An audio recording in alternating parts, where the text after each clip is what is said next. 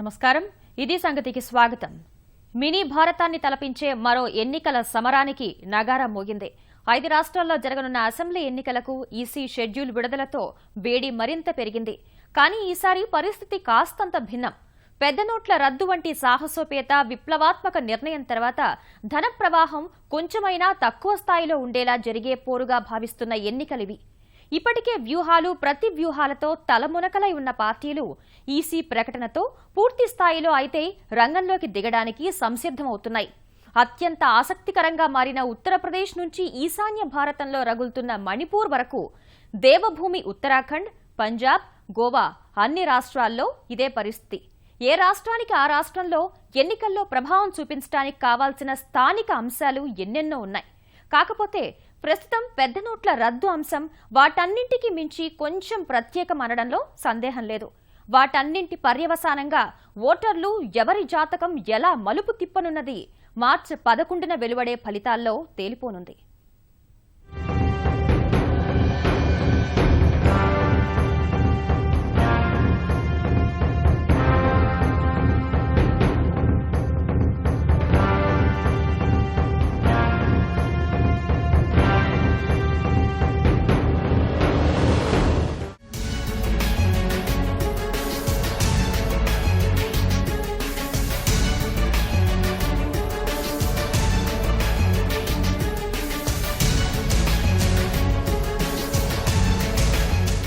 కొత్త ఏడాదిలో 690 అభ్యర్థుల తలరాత మార్చే ప్రక్రియకు కేంద్ర ఎన్నికల సంఘం గంట మోగించింది 5 రాష్ట్రాల శాసనసభ ఎన్నికలకు సంబంధించి షెడ్యూల్ విడుదలతో ఎన్నికల ప్రక్రియ జోరందుకున్నట్టే ఇప్పటివరకు ప్రచార పర్వంలో కొంచెం వెనుకబడి ఉన్న పార్టీల్లో కూడా ఇప్పుడు మరింత వేడి రగలనుంది విస్తీర్ణం జనాభా పరంగా దేశంలోనే అతిపెద్ద రాష్ట్రమైన ఉత్తరప్రదేశ్తో పాటు పంజాబ్ ఉత్తరాఖండ్ మణిపూర్ గోవా అసెంబ్లీలకు ఎన్నికలు జరగనున్నాయి 5 రాష్ట్రాల్లో 690 అసెంబ్లీ స్థానాలకు జరగనున్న ఎన్నికల కోసం మొత్తం 1,85,000 పోలింగ్ కేంద్రాలు ఏర్పాటు చేస్తున్నారు 16 కోట్ల మంది ఓటర్లు తమ ఓటు హక్కు వినియోగించుకోనున్నారు మహిళలు పురుషులు కలిసి ఓటింగ్ వేసే అవకాశం లేని చోట్ల ప్రత్యేకంగా మహిళా పోలింగ్ కేంద్రాలు ఏర్పాటు చేసింది ఎన్నికల సంఘం అంతేకాదు ఓటింగ్ వేసేవారు ఇతరులకు కనబడకుండా ఉండేందుకు ఓటు వేసే బూత్ల ఎత్తును 30 అంగుళాలు పెంచనుంది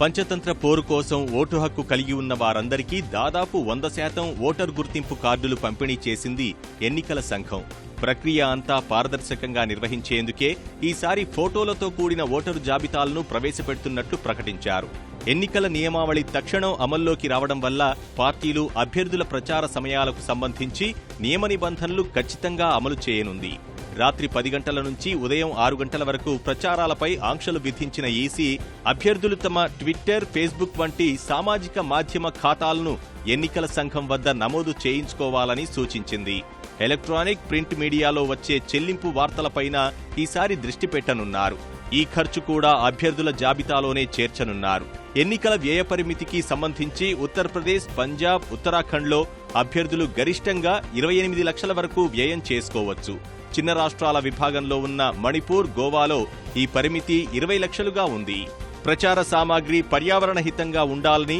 వీలైనంత మేర ప్లాస్టిక్ వాడకాన్ని తగ్గించాలని ఈసీ సూచించింది 5 రాష్ట్రాల్లో మార్చి 8తో ఎన్నికల ప్రక్రియ ముగియనుంది ఉత్తరప్రదేశ్లో 7 విడతల్లోనూ పంజాబ్ గోవా ఉత్తరాఖండ్ రాష్ట్రాల్లో ఒకే విడతలో ఎన్నికలు జరుగుతుండగా మణిపూర్లో 2 విడతల్లో ఎన్నికలు జరగనున్నాయి గోవా మే चुनाव की तिथि 4 फरवरी 2017 सैटरडे गोवा में 40 असेंबली कंस्टिट्यूएंसीज का चुनाव सिंगल फेज में होगा पंजाब राज्य में चुनाव 4 फरवरी 2017 शनिवार के दिन election to all 117 assembly constituencies will be held in single phase Uttarakhand 70 assembly constituencies single phase में पोल 15 फरवरी को होगा मणिपुर में कुल 60 असेंबली कंस्टिट्यूएंसीज हैं और यहाँ पर चुनाव 2 फेज में कराया जाएगा the phase 1 of Manipur will comprise of 38 assembly constituency and date of poll of first phase is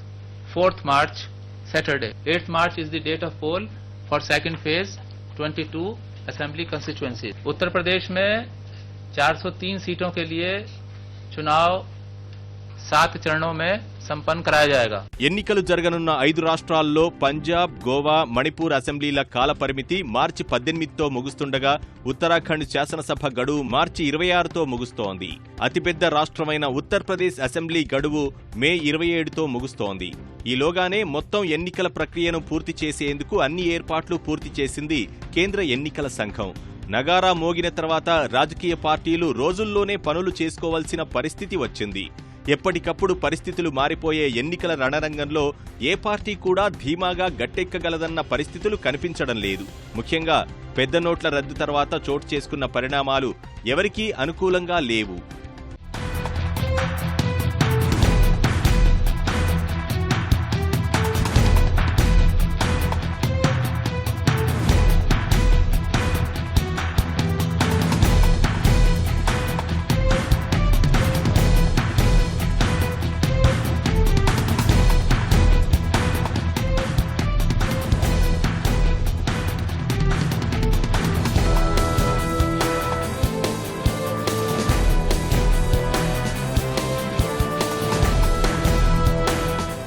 ఈ ఎన్నికల్లో ముందుగా చెప్పుకోవలసింది ఉత్తరప్రదేశ్ గురించే. దేశం దృష్టినంతా తన వైపు తిప్పుకున్న యూపీలో ఎన్నికలంటే అందరికీ ఆసక్తే. జనాభా రీత్యా దేశంలోనే పెద్దదైన అక్కడ ముస్లింలు, దళితులు, బ్రాహ్మణుల నుంచి ఎవరు ఎక్కువ మద్దతు సాధిస్తారో వారికే అధికారం చేజిక్కుతుంది. 403 శాసనసభ స్థానాలకు జరుగుతున్న ఎన్నికల్లో పోటీ చేస్తున్న వాటిలో భాజపా, కాంగ్రెస్, సమాజ్వాదీ, బహుజన్ సమాజ్వాదీ పార్టీ ప్రధానమైనవి.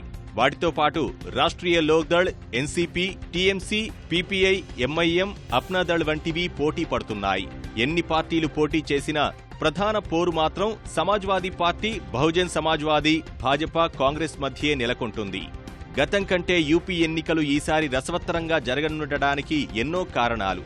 పెద్ద నోట్ల రద్దు తర్వాత భాజపా ఒక రకమైన పరిస్థితిలో ఉంటే, కుటుంబ కలహాలతో సమాజ్వాదీ పార్టీ నిట్టనిలువునా చీలిపోయింది. ఎన్నికల సంఘం చెబుతున్న ప్రకారం చూస్తే ఆ పార్టీల గుర్తు సైకిల్ ఇప్పట్లో ఎవరికీ దక్కేటట్టు కనిపించడం లేదు. ఒకవేళ 2 వర్గాలు ఎన్నికల్లో బరిలో దిగితే వేర్వేరు కొత్త గుర్తులు కేటాయించే అవకాశం ఉంది. ఆధిపత్యం ఎవరివైపు ఉందో వారికి సైకిల్ గుర్తు కేటాయించాలన్నా అందుకు మరికొన్ని నెలలు పట్టనున్నట్లు తెలుస్తోంది. ఒకవేళ సైకిల్ గుర్తు సమాజ్వాదీ పార్టీకి లభించకపోయినట్లయితే ఆ పార్టీకి తీరని నష్టం జరగడం ఖాయం. ఎన్నికల్లో ప్రజాదరణ, అంగబలం, అర్ధబలం ఎన్ని ఉన్నా ఓటింగ్ సమయం వచ్చేసరికి గుర్తుకు వచ్చేది పార్టీ గుర్తే. అందుకే ఆ గుర్తు కోసం అంతలా తప్పించేది. భాజపా అయితే అభివృద్ధి నినాదంపైనే ఓట్లడగడానికి ముందుకు వస్తున్నప్పటికీ పెద్ద నోట్ల రద్దు నిర్ణయం తర్వాత ఓటర్ల మనోగతం ఏంటో తెలిసి రావడం లేదు. ప్రస్తుతానికైతే అసంతృప్తి పెద్దగా కనిపించకపోయినప్పటికీ ప్రచార సమయంలో ప్రత్యర్థులు ఈ అంశాన్నే ప్రముఖంగా ప్రస్తావించనున్నారు. ఉత్తరప్రదేశ్లో గతెన్నికల్లో సమాజ్వాదీ పార్టీ 224 స్థానాలు గెలుచుకుంది. బీఎస్పీ 80, భాజపా 47, కాంగ్రెస్ 28 స్థానాలు దక్కించుకున్నాయి. ఇతర పార్టీలు, స్వతంత్రులు కలిపి 25 స్థానాల్లో విజయం సాధించారు. లోక్సభ ఎన్నికల్లో మోదీ ప్రభంజనంతో భాజపా హవా నడిచింది. 71 స్థానాలు గెలుచుకుని రికార్డు సృష్టించింది. ఎస్పీ 5 స్థానాలతో సరిపెట్టుకుంది. అసెంబ్లీ పోరులో ఘన విజయం సాధించిన ములాయం పార్టీ 2 ఏళ్లు తిరిగేసరికి ప్రభావం కోల్పోయి లోక్సభ ఎన్నికల్లో చతికిలపడింది. కాంగ్రెస్ పరిస్థితి ఘోరం. సోనియా, రాహుల్ గాంధీ తప్ప ఎవ్వరూ గెలవలేదు. ఈ నేపథ్యంలోనే ప్రస్తుతం ఉన్న సమీకరణాల ప్రకారం ఇప్పట్లో ఎస్పీ కుటుంబ కలహాలు సమసిపోకపోతే ప్రధాన పోటీ భాజపా, బీఎస్పీల మధ్యే కేంద్రీకృతమయ్యేట్లు కనిపిస్తోంది. అఖిలేష్ యాదవ్ రూపంలో యువతరానికి నవనాయకత్వం అందించే ప్రయత్నంలో ఉన్న ఎస్పీ తిరుగుబాటు వర్గం భవిష్యత్తులో కాంగ్రెస్ కలిసే అవకాశాలు కనిపిస్తున్నా ఆ విషయంలో స్పష్టత రావడానికి కొంత సమయం పట్టేలా ఉంది. యూపీలో భాజపా, ఎస్పీలకు దీటుగానే బీఎస్పీ అధినేత్రి దీదీ కూడా వ్యూహం మార్చారు. పెద్ద నోట్ల రద్దు పరిణామాలను సానుకూలంగా మలుచుకోవడం సహా గతంలో అధికారం తెచ్చిన సోషల్ ఇంజనీరింగ్ అస్త్రానికే పదును పెడుతున్నారు. బహుజనులతో పాటు బ్రాహ్మణులతోనూ కలిసికట్టుగా సాగే పనిలో పడ్డారు. దేశవ్యాప్తంగా దళితులపై జరిగిన దాడుల ఘటనలను అనుకూలంగా మలుచుకునే అవకాశాలు కనిపిస్తున్నాయి. వాస్తవానికి భాజపా, ఎస్పీ, బీఎస్పీ, కాంగ్రెస్ ఢీ అంటే ఢీ అంటున్న యూపీ చతుర్ముఖ పోరు గురించి మొదట సర్వేలు కొంత స్పష్టత ఇచ్చినా పెద్ద నోట్ల రద్దు తర్వాత ఓటరు నాడి ఇప్పటి వరకు అంతుపట్టని పరిస్థితి. ఆలోపే ఎస్పీలో కలహాలు, పార్టీ చీలిక వంటి ఊహించని పరిణామాలు చోటు చేసుకున్నాయి.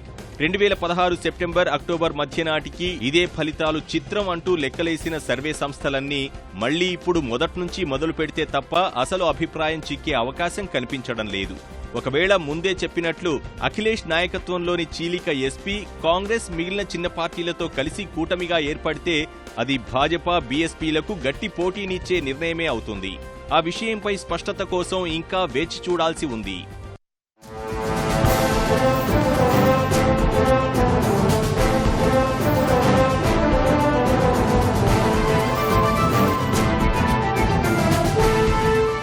ఉత్తరప్రదేశ్ తర్వాత అందరి దృష్టి పంజాబ్ పైనే. 117 అసెంబ్లీ స్థానాలున్న పంజాబ్లో అధికారం చేపట్టడానికి కావలసిన సాధారణ ఆధిక్యం 59. ప్రస్తుతం శిరోమణి అకాలీదళ్, భాజపా కలిసి అధికారంలో ఉన్నాయి.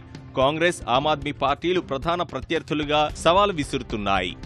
ముఖ్యమంత్రి ప్రకాష్ సింగ్ బాదల్ నాయకత్వంలో ఎన్డీఏ, కెప్టెన్ అమరీందర్ సింగ్ నేతృత్వంలో కాంగ్రెస్, అరవింద్ కేజ్రీవాల్ నేతృత్వంలో ఆప్ కత్తులు దూస్తున్నాయి. మాజీ క్రికెటర్ భాజపాను వీడిన నవజ్యోత్ సింగ్ సిద్ధు కూడా ఆవాజ్ పంజాబ్ పేరుతో పార్టీ పెట్టినా తర్వాత మనసు మార్చుకుని పోటీలో లేమన్నారు. కానీ తర్వాత ఆయన సతీమణి కాంగ్రెస్ లో చేరడం, సిద్ధు ఏం చేయనున్నారో చెప్పకనే చెప్పింది. ఆయన కాంగ్రెస్ టికెట్ పై తూర్పు అమృత్సర్ నుంచి పోటీ చేయనున్నారని ఇప్పటికైతే వార్తలొస్తున్నాయి.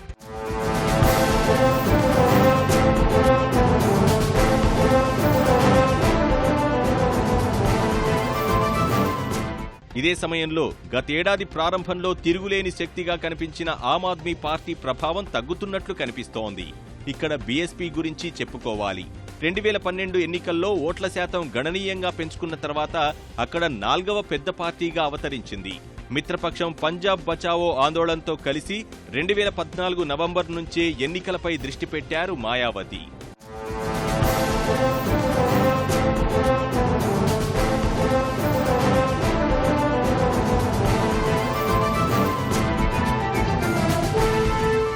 డెబ్బై స్థానాలున్న ఉత్తరాఖండ్లో ప్రస్తుతం కాంగ్రెస్ సర్కారుంది. అక్కడ ఇటీవల చోటు చేసుకున్న రాజకీయ సంక్షోభం, రాష్ట్రపతి పాలన, సుప్రీం తీర్పుతో తిరిగి కాంగ్రెస్ ప్రభుత్వం కొలువుదీరడం వంటి పరిణామాలతో జాతీయ స్థాయిలో అందరి దృష్టిని ఆకర్షించింది.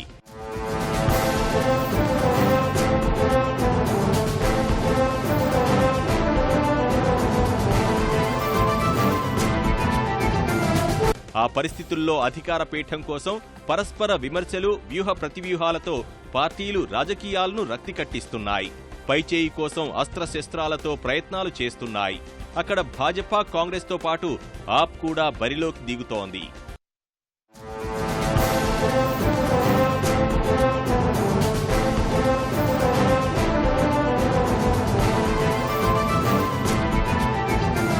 నలభై స్థానాలున్న గోవాలో ముఖ్యమంత్రి లక్ష్మీకాంత్ పర్సేకర్తో పాటు ఢిల్లీలో చక్రం తిప్పుతున్న రక్షణ మంత్రి మనోహర్ పారికర్కు ఈ ఎన్నికలు అత్యంత కీలకమైనవి. గణాంకాల ప్రకారం భాజపా పరిస్థితి బాగానే ఉంది. 2014 లోక్సభ ఎన్నికల్లో రాష్ట్రంలోని 2 లోక్సభ స్థానాల్లో విజయకేతనం ఎగురవేసింది.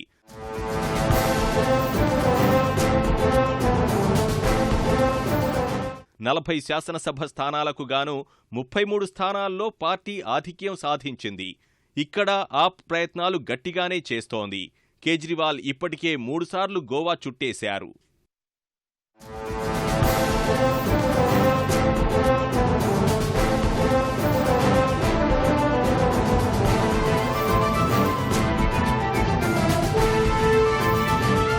ఆఖరిగా 60 అసెంబ్లీ స్థానాలున్న మణిపూర్ 2012 ఎన్నికల్లో అక్కడ కాంగ్రెస్ 42 స్థానాల్లో విజయం సాధించింది. ఇబోబీ సింగ్ ముఖ్యమంత్రిగా ఉన్నారు. 2014లో మణిపూర్ కాంగ్రెస్ కూడా 5 ఎమ్మెల్యేలతో కాంగ్రెస్లో విలీనమైంది. 2016 నవంబర్ నుంచి అల్లర్లతో అట్టుడుకుతున్న అక్కడ చాలా ప్రాంతాల్లో ప్రస్తుతం కర్ఫ్యూ కొనసాగుతోంది. ఇబోబీ సింగ్ ప్రభుత్వం చేసిన కొత్త జిల్లాల ఏర్పాటును వ్యతిరేకిస్తూ యునైటెడ్ నాగా కౌన్సిల్ ఆందోళనలు నిర్వహిస్తోంది.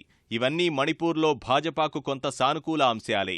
మణిపూర్ పేరు చెప్పగానే గుర్తుకొచ్చేది ఉక్కు మహిళ ఇరోంచాను షర్మిల 16 ఏళ్ల పాటు నిరసన దీక్షను ఆగస్టులో విరమించిన తర్వాత అక్టోబర్లో కొత్త రాజకీయ పార్టీ people's resurgence and justice alliance PRJA ప్రకటించింది. మణిపూర్ ముఖ్యమంత్రి కావాలని కోరుకుంటున్న షర్మిల కూడా ఎన్నికల బరిలో దిగితే అక్కడ రాజకీయాలు మరింత రసవత్తరంగా మారనున్నాయి. కొత్త ఆశలు, ఆకాంక్షలతో నూతన సంవత్సరంలోకి అడుగుపెట్టాం. ఇప్పటివరకు సాధించిన లక్ష్యాలు, పనిచేసిన తీరుపై ఓ అంచనాకు రావాలి. వ్యక్తులే కాదు, కాకలు తీరిన ఐటీ సంస్థలు మినహాయింపు కాదు. గతం ఆధారంగా భవిష్యత్తును అంచనా వేస్తూ కొత్త లక్ష్యాలతో దూసుకుపోవాలి. అలసత్వం వహిస్తే వెనుకపట్టం ఖాయం. కొత్త సంవత్సరంలో చేయాల్సిన పనులు, సాధించాల్సిన లక్ష్యాల గురించి ప్రణాళిక చేసుకోవాలి. ప్రపంచ విపణిలో భారత ఐటీ రంగం ఉత్పత్తులకు ఎంతో ప్రాధాన్యం ఉంది. అది నిలుపుకోవాలంటే దేశీయంగా సంస్థలు మరింత నాణ్యమైన సేవలందించాలి. ఈ క్రమంలోనే తమ ఉద్యోగులకు మార్గనిర్దేశనం చేస్తూ దేశీయ దిగ్గజ కంపెనీలు ఇన్ఫోసిస్, విప్రో అధినేతలు బహిరంగ లేఖలు రాశారు. ప్రస్తుతం దేశీయంగా, అంతర్జాతీయంగా నెలకొన్న పరిస్థితులకు, భవిష్యత్ ముఖ చిత్రానికి అవి అద్దం పడుతున్నాయి. సవాళ్లకు సిద్ధమవ్వమంటూ ఇచ్చిన సందేశాలు ప్రకంపనలు రేపుతున్నాయి. అసలు వాళ్లు అలా అభిప్రాయపడటానికి కారణాలేంటి?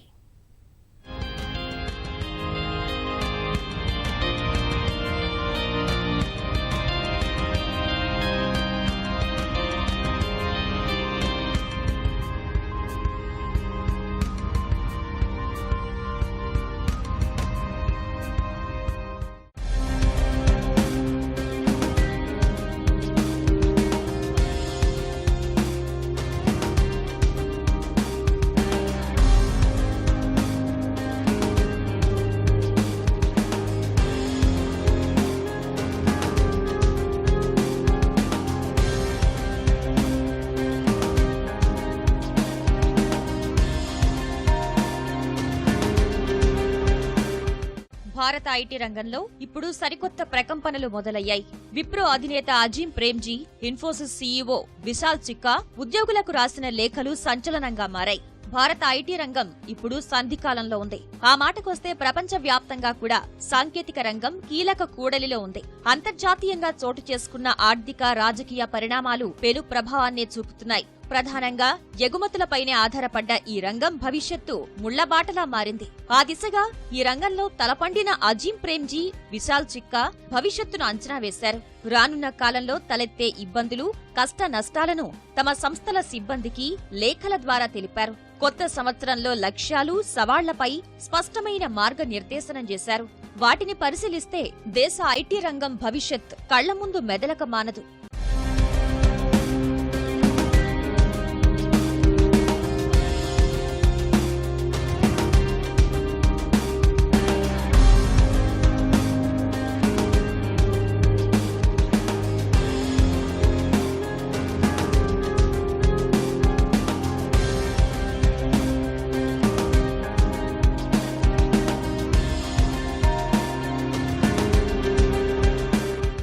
శరవేగంగా మార్పులు చోటు చేసుకుంటున్న సమాచార సాంకేతిక రంగంలో ఏమాత్రం అలసత్వం పనికిరాదని ప్రేమ్జీ, సిక్కా హెచ్చరించారు. ఇతర సంస్థలతో పోటీగా దూసుకుపోతూ మంచి స్థానం ఆక్రమించే క్రమంలో ముళ్లబాట పొంచి ఉందని స్పష్టం చేశారు. ఎన్నో అవాంతరాలు, అడ్డంకులు అధిగమించాల్సుంటుందని స్పష్టం చేశారు. లక్ష్యం అనుకున్నంత సులువుగా లేదని, వాటిని సాధించాలంటే పూర్తిస్థాయి శక్తి సామర్థ్యాలు వెలికి తీయాల్సిందేనన్నారు. ఇన్నాళ్లు మనలో గూడు కట్టుకుని ఉన్న వ్యతిరేక భావాలకు పాతరేసి, భయం వదిలి లక్ష్యం కోసం నిర్దేశించుకున్న మార్గంలో ధైర్యంగా ముందుకు సాగాల్సిందే. సంస్థల విలువ మరింత పెంచేందుకు ఉద్యోగులంతా కలిసికట్టుగా మరింత కష్టపడాలి. ఇప్పటివరకు చేసిన పని, సాధించిన విజయాలతో తృప్తిపడితే ఎదుగుదల ఆగిపోయినట్టే. ప్రతి ఒక్కరూ ఆత్మ శోధన చేసుకుని భవిష్యత్తులో చేయాల్సిన, సాధించాల్సిన లక్ష్యాలు క్రమ పద్ధతిలో నిర్దేశించుకోవాలి. సహజ ప్రవాహంలో, ప్రభావాల్లో కొట్టుకుని పోకుండా మనదైన లక్ష్యాలతో ముందుకు సాగాలంటూ ఓ రకంగా ఇద్దరూ వ్యక్తిత్వ వికాస నిపుణుల అవతారం ఎత్తారు.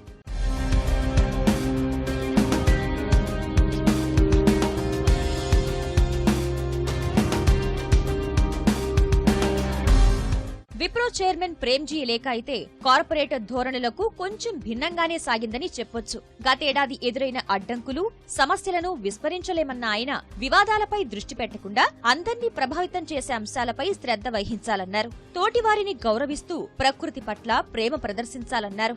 అలా అయితేనే అందరి సమస్యలు గుర్తించటం సులభమవుతుందన్న ప్రేమ్జీ, సమాజాలు, ఆర్థిక వ్యవస్థలు, ప్రకృతి అన్నీ మానవులతో పెనవేసుకున్న బంధం, అనుబంధం గుర్తించాలని సూచించారు. అందుకోసం 2017 ఆరంభం నుంచే పక్కా ప్రణాళిక ప్రకారం ముందుకు సాగితే గతంలో సాధించలేని విజయాలను సాకారం చేసుకోవచ్చని స్పష్టం చేశారు.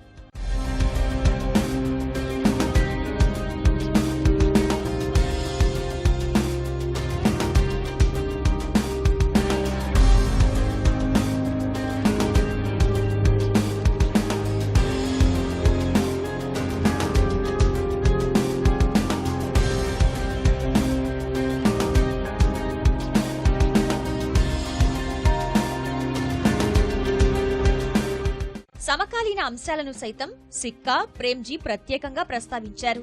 EU నుంచి బ్రిటన్ నిష్క్రమణతో భారత వాహన, వస్త్ర, ఔషధ పరిశ్రమలతో పాటు ఐటీ రంగము తీవ్రంగా ప్రభావితమయ్యింది. అది ఏ మేరకు అన్న అంశంపై ఇంకా పూర్తి స్థాయి స్పష్టత రావాల్సి ఉంది. ఇదే సమయంలో అమెరికా అధ్యక్షుడిగా డొనాల్డ్ ట్రంప్ ఎన్నిక దేశీయ ఐటీ రంగంపై పెను ప్రభావం చూపనుందని వారు అంచనా వేశారు. ఎందుకంటే ఇప్పటికే H-1B వీసాలపై ఆంక్షలు విధిస్తానని చెప్తున్న ట్రంప్ ఐటీ ఎగుమతులపై కఠినంగా వ్యవహరిస్తే గడ్డుకాలం తప్పదు. ఆ పరిణామాల వల్లనే ప్రధానంగా అమెరికా, ఐరోపా సమాఖ్య దేశాలకు ఎగుమతులపైనే ఆధారపడ్డ మన దేశీయ కంపెనీలు ట్రంప్ వ్యవహార శైలి ఎలా ఉంటుందన్న దానిపై బెంబేలెత్తుతున్నాయి.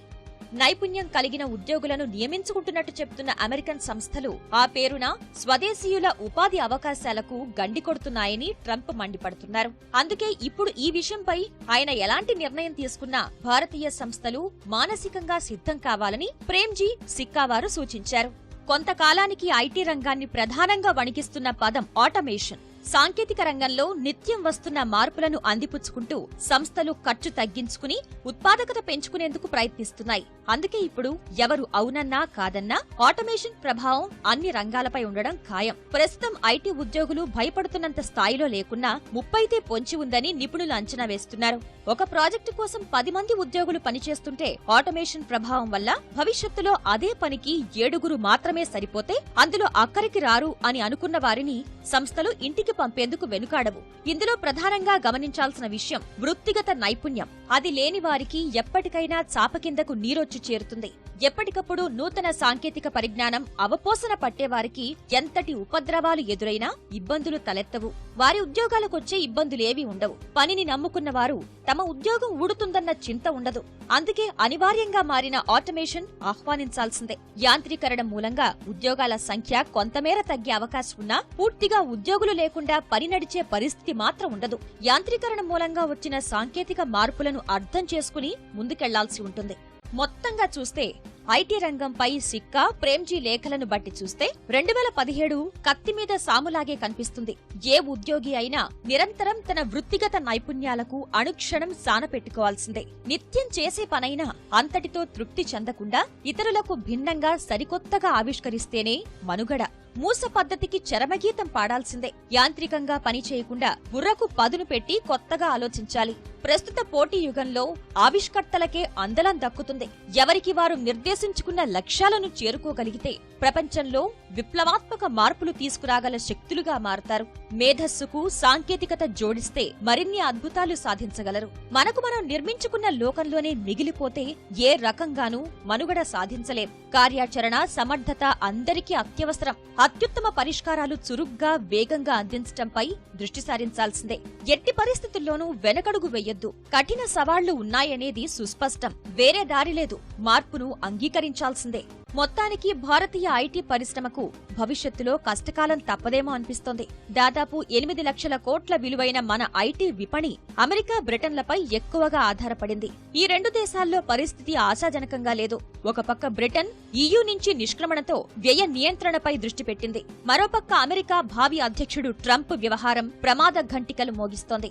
ఇది విప్రో, ఇన్ఫోసిస్, TCS వంటి దిగ్గజ సంస్థలపై ప్రభావం చూపుతుంది. ఐటీ పరిశ్రమ సమాఖ్య అయిన నాస్కామ్ కూడా నవంబర్లో ఆదాయం అంచనాల్లో కోత విధించింది. ఇవన్నీ చూస్తుంటే భవిష్యత్తు ఏమంత ఆశాజనకంగా మాత్రం లేదనే చెప్పాలి. మరిన్ని విభిన్న అంశాలతో మరో ఇది సంగతిలో కలుసుకుందాం. నమస్కారం.